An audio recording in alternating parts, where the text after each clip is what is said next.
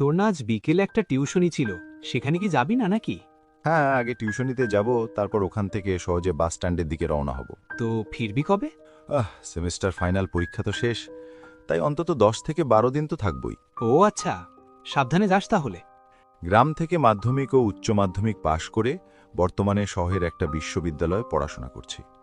বাড়ি থেকে কলেজের দূরত্ব অনেক, তাই এই বিশাল শহরের কোনো এক অচেনা গলির ছোট্ট এক মেসে আমি থাকি। টুকটাক টিউশনি করি, নিজের খরচটা নিজে চালানোর চেষ্টা করি, আর ছুটি পেলেই গ্রামের বাড়িতে চলে যাই। বাড়িতে যাবার জন্য ব্যাগে দরকারি কিছু জিনিস গুছিয়ে নিয়েছি।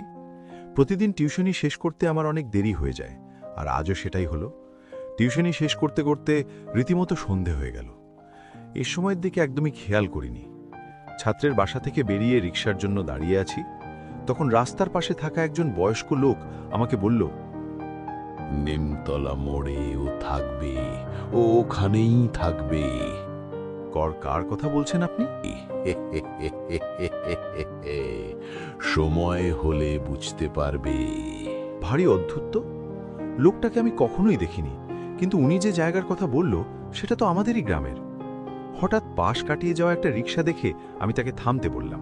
বয়স্ক লোক কি বলতে কি বলেছেন কে জানে, তাই আর কিছু না ভেবে তড়িহড়ি করে রিকশা নিয়ে চললাম বাস স্ট্যান্ডের দিকে। এমনিতেই তো আমার অনেক দেরি হয়ে গেছে, যেমন করেই হোক রাত 8টার বাসটা আমাকে ধরতেই হবে। কিন্তু বাস স্ট্যান্ডে গিয়ে শুনি বাসের ধর্মঘট চলছে।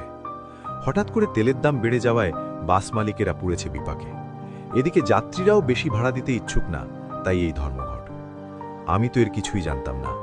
রাত অনেক হয়ে গিয়েছে, একবার ভাবলাম মেসে ফিরে যাব, কিন্তু এতটা পথ এসে ফিরে যেতে ইচ্ছা করছিল না।